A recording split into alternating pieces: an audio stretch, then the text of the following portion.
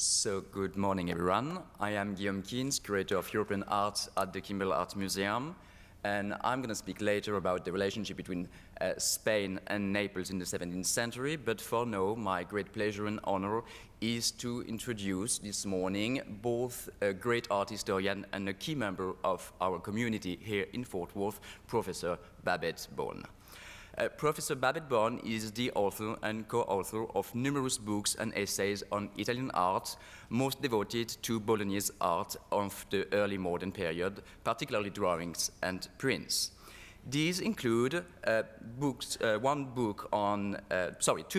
on the prints by the three Carracci and other Bolognese artists, a comprehensive study of Ludovico Carracci's drawing, and an exhibition catalogue for a show that Professor Bohn curated at the Uffizi Gallery in Florence on the drawings of Guido Reni. In recent years, she has published extensively on the women artists of Bologna, which is the subject of her current book project titled Women Artists, Their Patron, Their Publics in Early Modern Bologna, now in press at the Pennsylvania State University Press. Professor Bohn also co-curated and co-authored Federico Barocci, Renaissance Master of Color and Line in 2012 with Judith Nan. This exhibition was at the St. Louis Art Museum and at the National Gallery in London, and it was recognized as the Outstanding Monographic Exhibition of 2012 by the Association of Art Museum Curators, and the publication received the Midwest Art History Society's Award for Outstanding Catalogue of 2012. Professor Bohn has also received several grants and fellowships to support her research, including the Samuel Crest Senior Fellowship at the Casbah in Washington and a fellowship at the Villa Itati in Florence, which is the Harvard University Center for Italian Renaissance Studies, and that was in 2010. So please join me and welcome Professor Babette Bohn.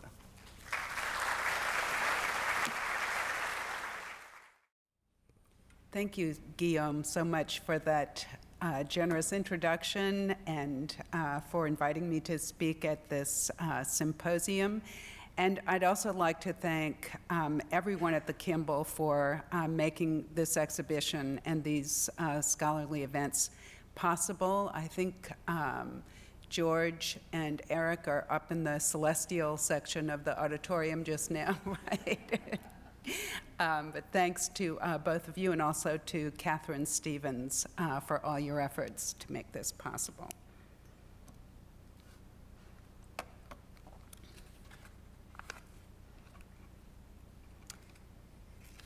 So, the Capodimonte Museum in Naples has an especially rich collection of Bolognese paintings, some of which are featured in the beautiful exhibition here at the Kimbell.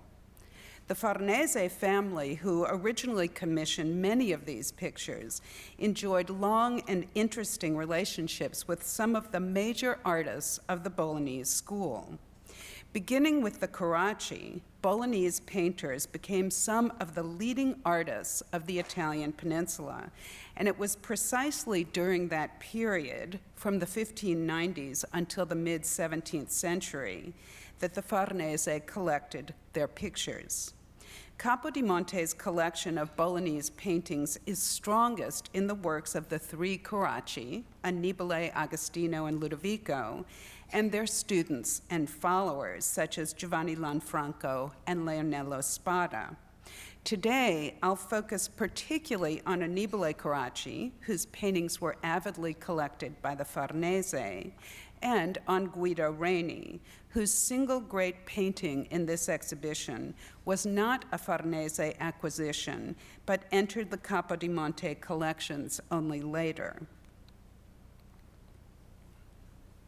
Before turning to Annibale Carracci, I'd like to say a few words about one group of Bolognese artists who did not attract the attention of Farnese patrons, Bolognese women artists. Capodimonte does own one important picture by the most successful woman painter of Bologna, Elisabetta Sirani, whose Timoclea, painted when she was only 21 years old, is now at your left. But aside from a portrait of a Cardinal Farnese ascribed to Sirani in one 1672 Bolognese inventory, there's no evidence to suggest that the Farnese were among Sirani's international clientele. Her Timoclea entered the Bourbon collection only during the 19th century. It represents a rare subject from Plutarch's life of Alexander the Great. Timoclea retaliates against the man who raped her by throwing him into a well and then stoning him to death. And you can see that's going on just at the moment. He's in a pretty vulnerable position. Like most of Sirani's paintings, this work is signed. In this case, at the lower left on the well, below a relief, and I think you can see that here, a relief portraying the Battle of the Lapiths and Centaurs, a story from classical mythology that also involves sexual violence.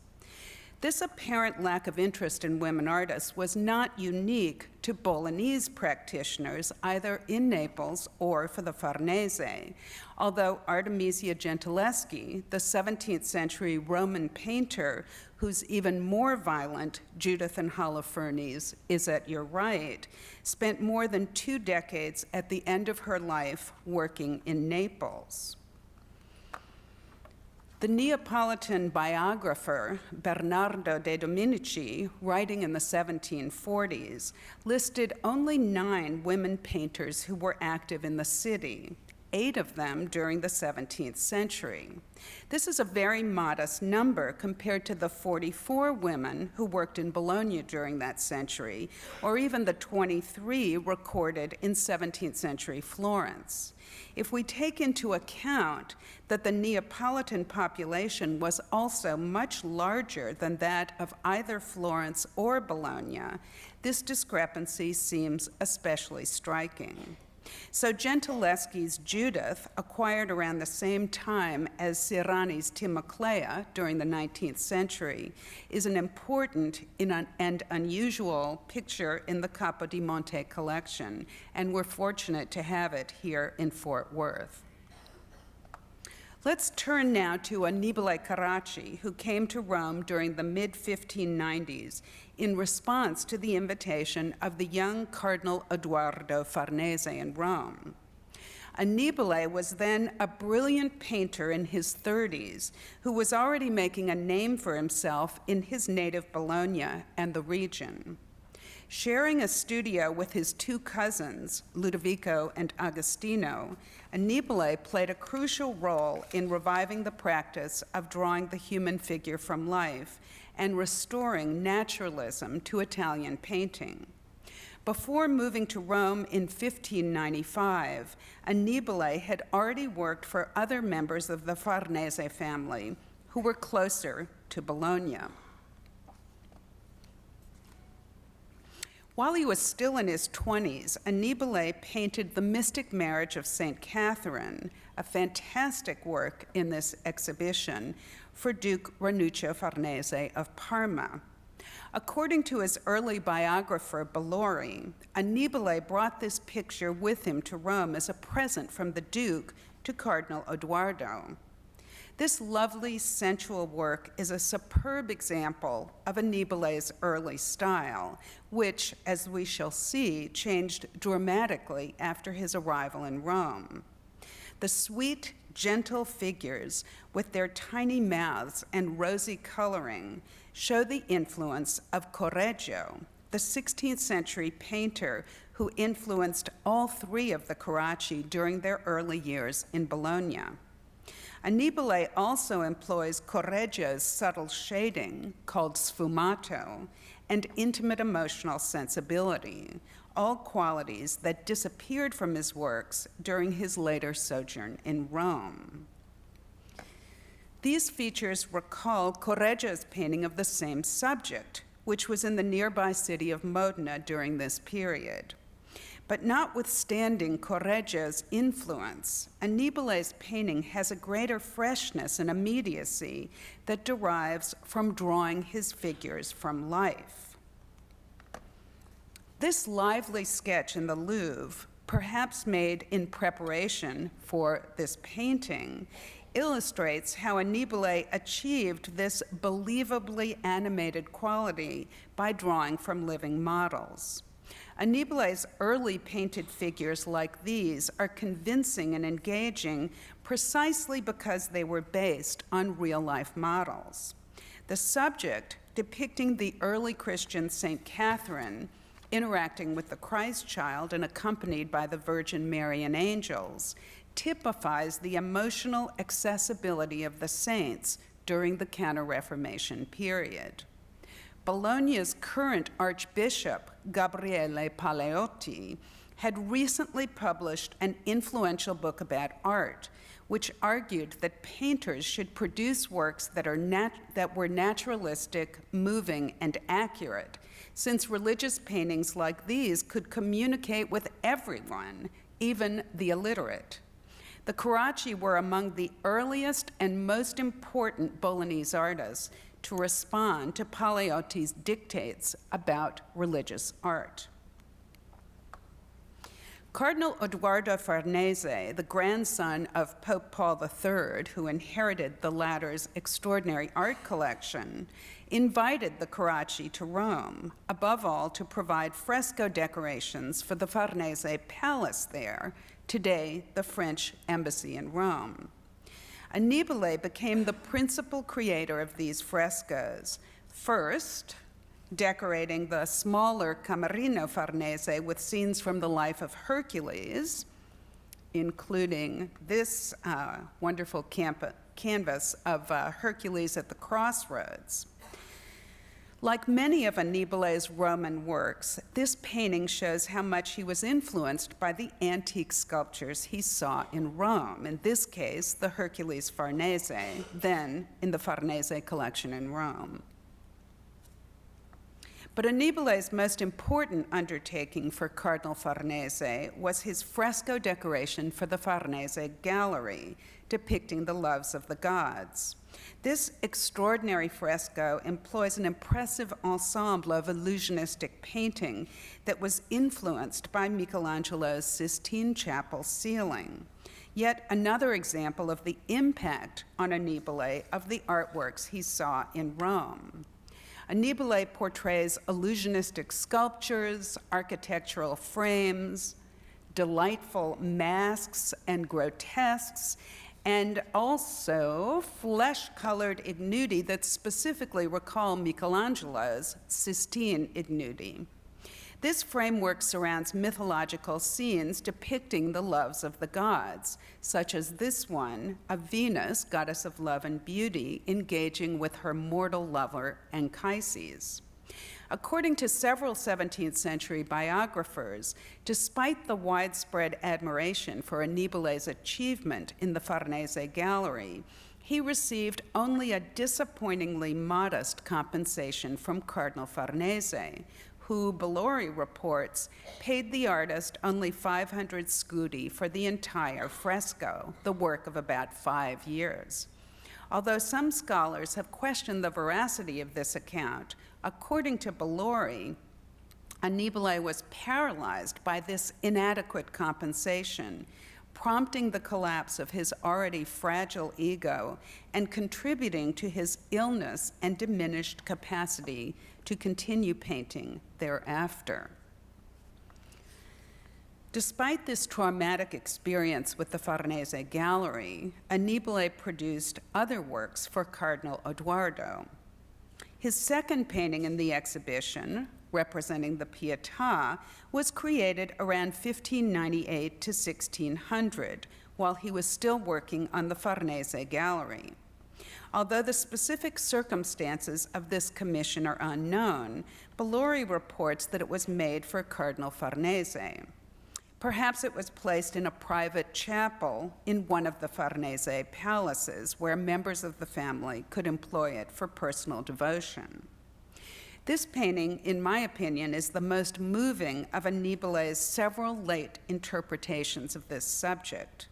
Here, the artist was inspired again by Michelangelo's work in Rome, in this case, the sculptor's early Pieta, now in St. Peter's. Annibale portrayed the dead Christ elegantly positioned across his mother's lap, accompanied by two small angels, with the tomb represented in the background.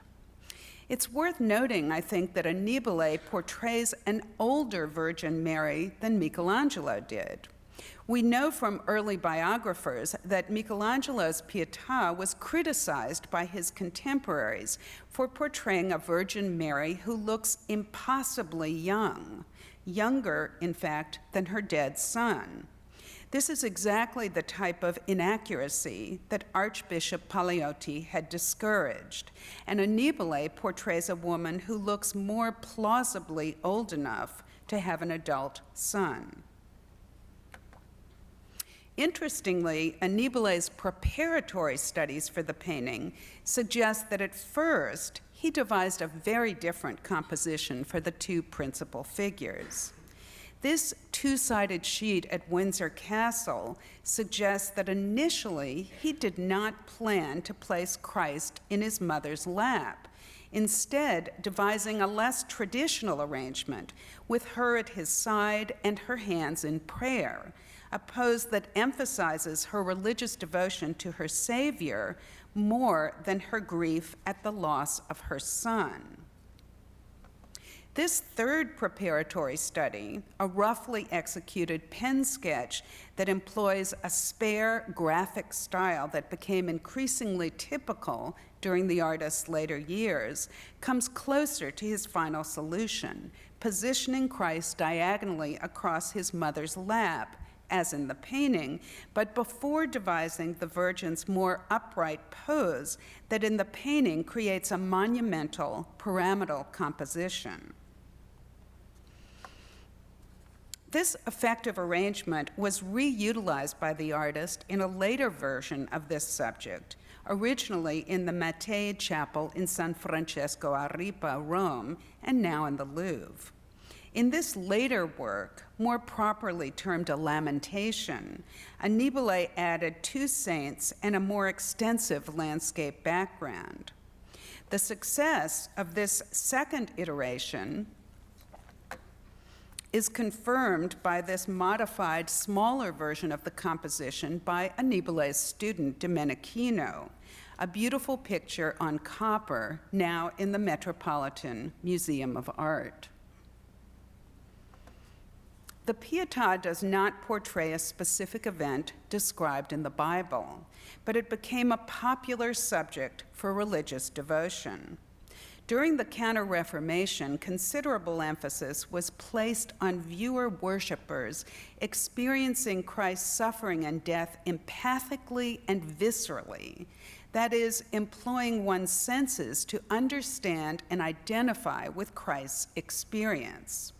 St. Ignatius of Loyola, the great Spanish Jesuit reformer who lived in the 16th century, wrote in his spiritual exercises that in contemplating Christ's passion, we should imagine feeling the weight of the cross as Christ carried it, to sense the dust of the road in one's nostrils and hear the cries of the surrounding crowd.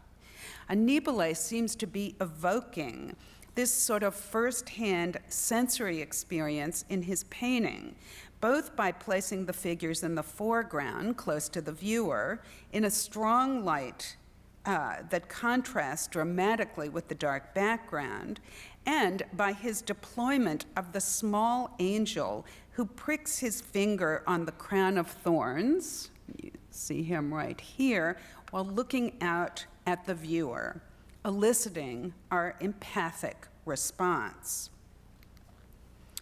Maybe Annibale was influenced here by Caravaggio's tenebrist lighting, which was just emerging in these years. But perhaps Caravaggio, in turn, was influenced by Annibale's moving conception of Christ's death in his later entombment, a different subject, to be sure, and a more dramatic portrayal than Annibale's quiet picture, but one that reuses such components of Annibale's composition as the jutting tombstone and compact arrangement of figures. I'd like to turn now to another of my art history husbands, as I call them, Guido Reni, who would not have welcomed that title, I'm sure. We'll get to that in a minute. Reni was the most successful of the Carracci's students, but also one of the prickliest artists of the period. According to his 17th century Bolognese biographer, Malvasia, who knew Reni personally and admired him greatly, Guido and Annibale developed a strong mutual antipathy when both artists were in Rome that lasted until Annibale's death in 1609. Malvasia reports conflicts with other artists as well, including Caravaggio, who allegedly threatened to kill his Bolognese rival if Reni continued imitating Caravaggio's style. Reni's brief and limited flirtation with Caravaggio's style during his principal sojourn in Rome from 1601 to 14 is exemplified by such works as these, which portray Caravaggesque violent subjects, but bring a more idealized approach to both figures and the portrayal of violence, a style that increasingly characterized his approach. Reni, like the Carracci and unlike Caravaggio, employed preparatory drawings for his paintings that informed his naturalistic figures. But even more than Annibale, Guido brought a quality of idealization to these portrayals.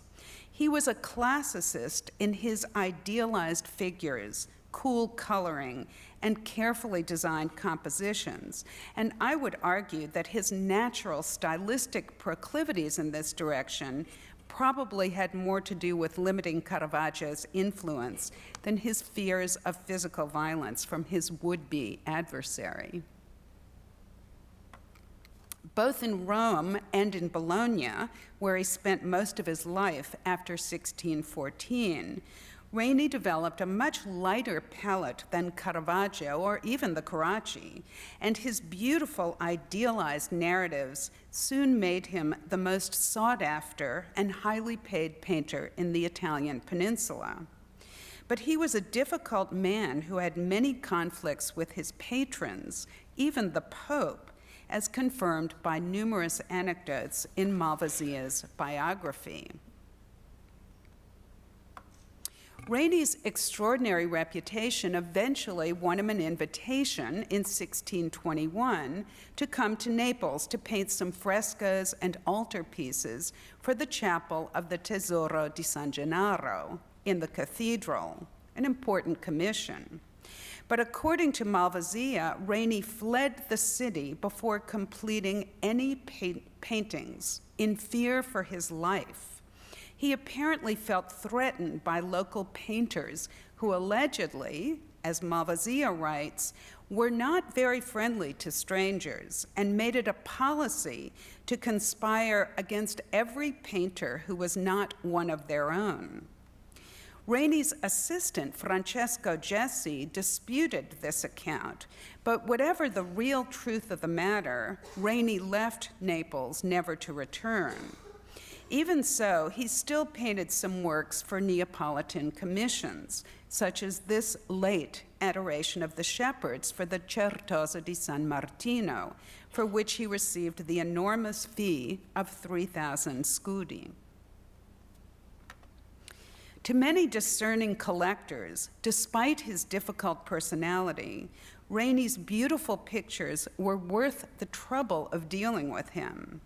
His graceful female figures of the Hours in his Aurora fresco, who dance around Apollo's chariot, painted for Cardinal Scipione Borghese, the nephew of Pope Paul V, epitomize the idealized world that Reni's figures inhabit.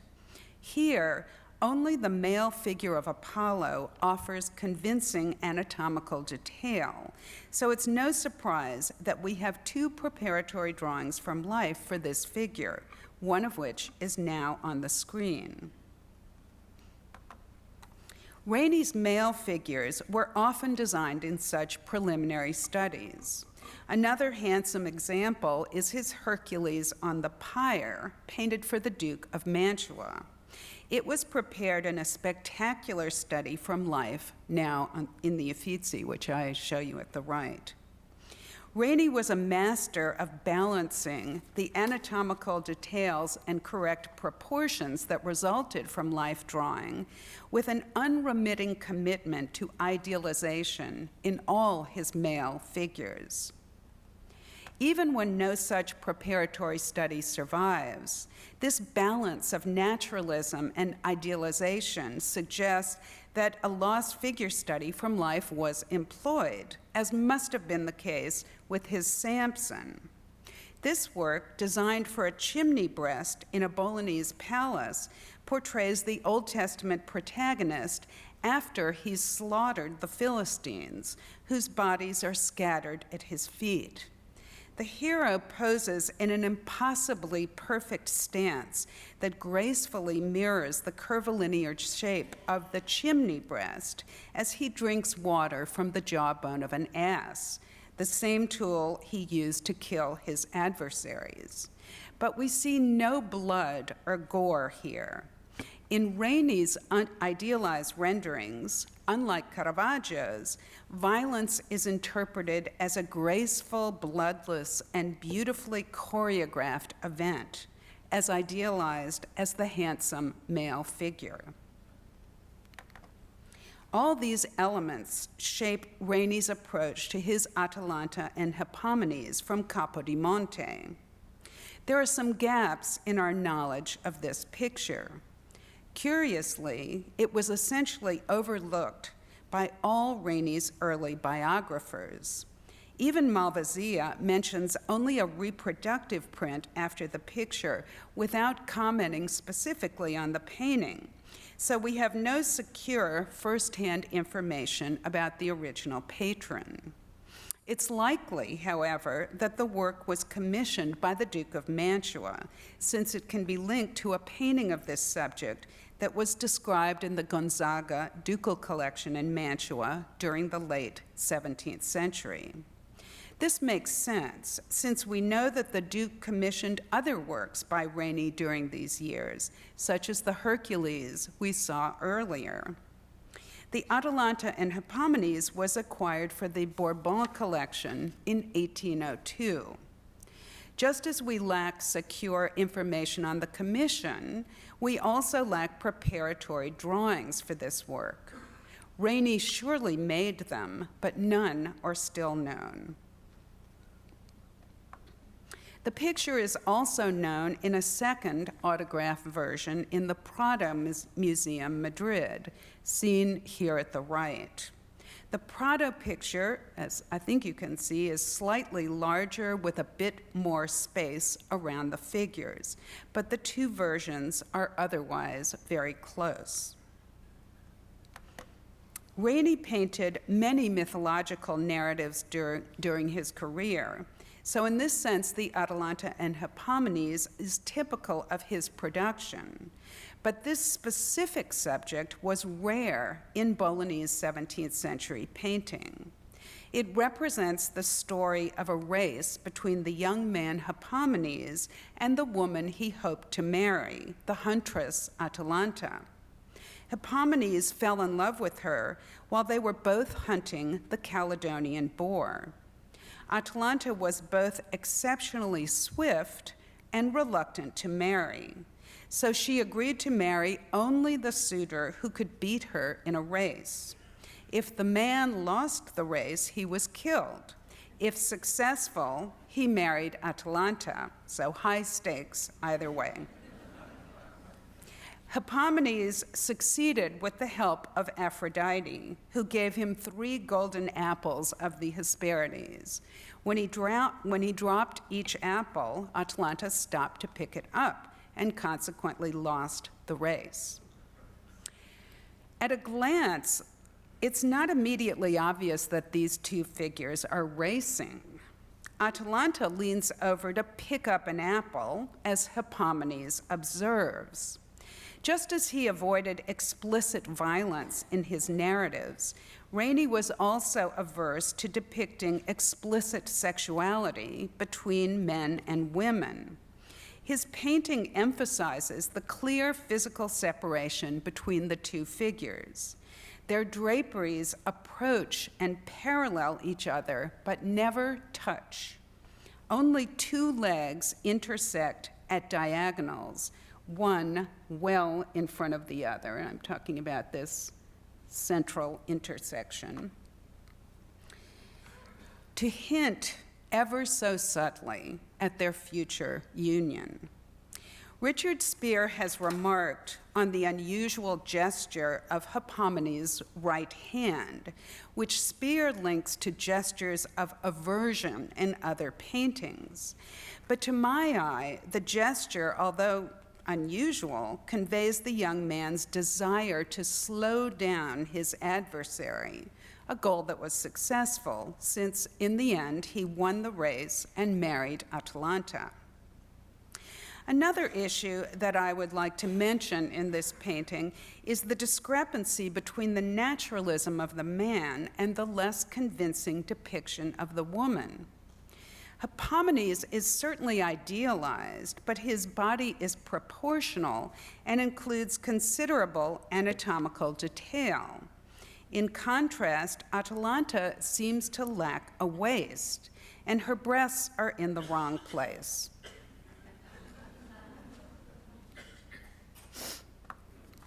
Like many artists of his day, Reni seems never, or almost never, to have drawn nude female models from life. In my view, based on the visual evidence of such works as the two now on the screen, the avoidance of this practice was fairly typical of many Bolognese artists, including the Carracci, even though Malvasia claims that the Carracci drew both male and female figures from life. In his discussion of Reni, however, Malvasia makes no such claim. On the contrary, he describes Reni as a man who feared women and was popularly considered to be a virgin, a man who might well have avoided proximity to a female model. On one occasion, according to the biographer, after sending out the laundry, it was returned with a woman's blouse mixed in with Reni's own clothing. The horrified artist forced an assistant to rewash everything in pure water, and he never sent the laundry out again. Compared to Venice and Rome, which both developed strong traditions for drawing female nudes from living female models, there's little evidence of such a tradition in Bologna. An examination of Reni's oeuvre suggests that only one female figure among the hundreds that he painted is sufficiently naturalistic to have some claim to having been drawn from a female model, his Ariadne for a destroyed late picture of Bacchus and Ariadne, for which a red chalk study in Rome, seen here at your right, provides some support for this claim. But most of Reni's female figures have bodies that are either concealed by draperies or are just not anatomically convincing, as is the case, for example, with his dozens of Cleopatras, a popular single-figure subject during his later career. So the Atalanta, although fleshier than some women Reni portrayed, is not unusual in the artist's oeuvre in the limited naturalism of her body. Perhaps if we can enter into the rarefied world of Reni's imagination, we can appreciate his Atalanta as something both more and less than a living, breathing woman, a compositional counterweight to his Hippomenes, horizontal, not vertical, soft flesh rather than hard muscularity, reaching downward rather than dancing forward, and providing a counter-diagonal to the dominant upright diagonal of the man's body. In Reni's world of gorgeous, idealized male figures, a race between the genders has one inevitable outcome: male success. Thank you.